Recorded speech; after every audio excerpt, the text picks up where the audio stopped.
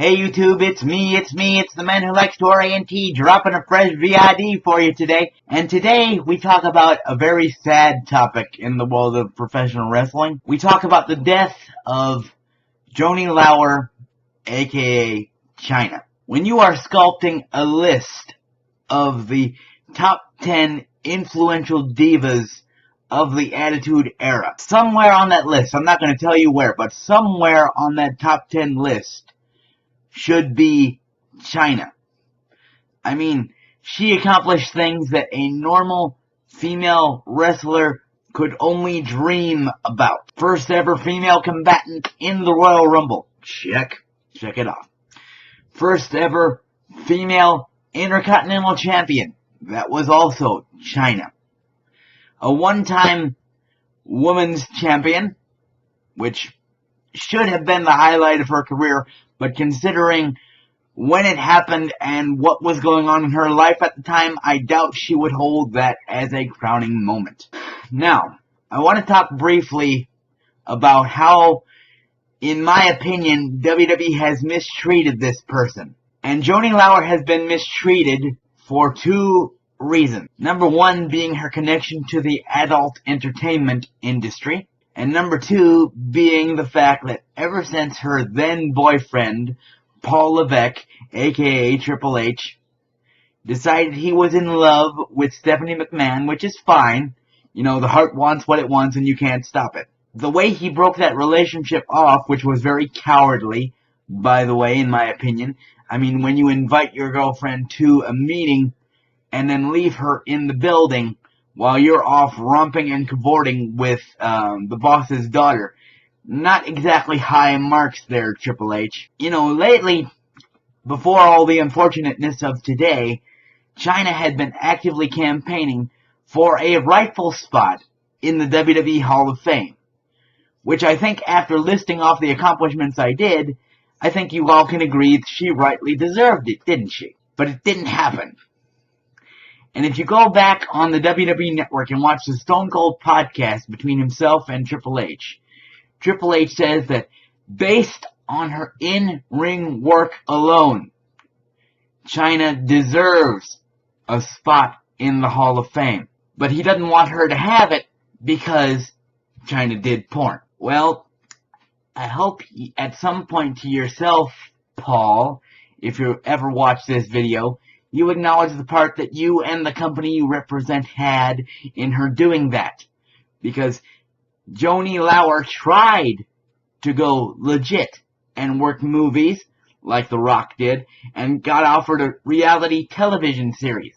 The problem with that is these TV execs wanted the part of her that was most marketable.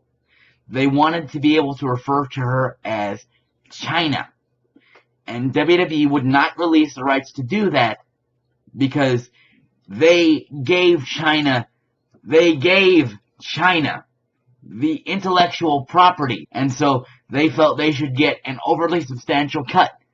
Well, let me remind you of something, WWE. You can name a wrestler whatever you want. It could be double trouble shit on a stick for all I care. But in actuality, what all that matters is how that wrestler takes that character and then forms a bond with his or her fans. So, as much as you like to claim that you are solely responsible for the Chyna character, she put in the hard work. She formed the bond with her fan base, and she gave her heart, soul, mind, body, everything she had to making herself better and putting the business on a higher pedestal than it was before. And how is she rewarded? She's shamed. She's mocked. She's blackballed. She's considered emotionally unstable. Well, will you consider what she had to do? She had to move to Japan to teach children English, a noble cause, because she couldn't get any sort of entertainment work here because people didn't want Joanie Laurer. They wanted Chyna. So that covers how WWE has been botching her for years and years and years, and it's an ever ongoing process. But getting back to the spot she's earned in Hall of Fame. I'm gonna stick by that because now that she's dead, I'm fairly certain y'all are gonna pop your heads out of your corporate asses and decide that you're actually gonna put her where she belongs. But why did it take this tragic event to do it? You didn't want her associated with porn to be in the WWE Hall of Fame. Why don't we think about what an oxymoronic statement that actually is? Vince, Paul, Stephanie, you're all at fault for this one, and you know it. Because Hulk Hogan's done pornographic imagery. You can find it on Google.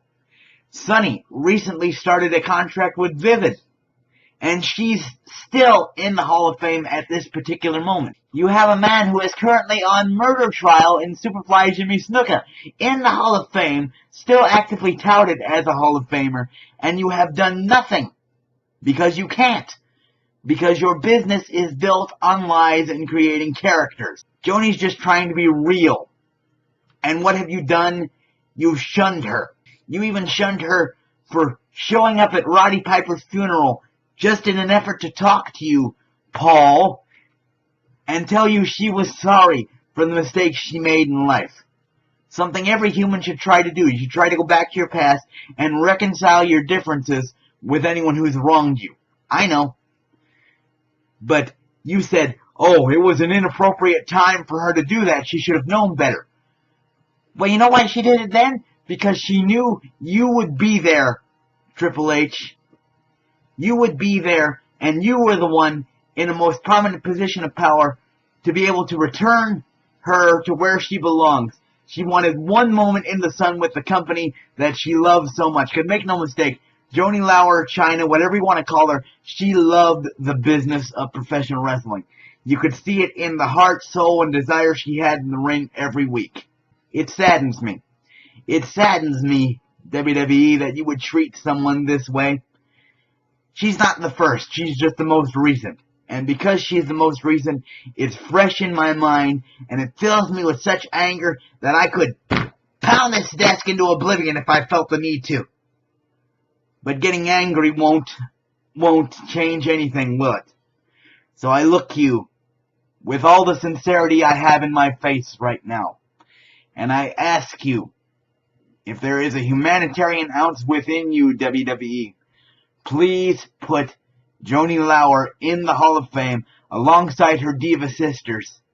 Because without her, the impact of the Attitude Era Divas would not have been as significant. Thank you. Thank you for your time.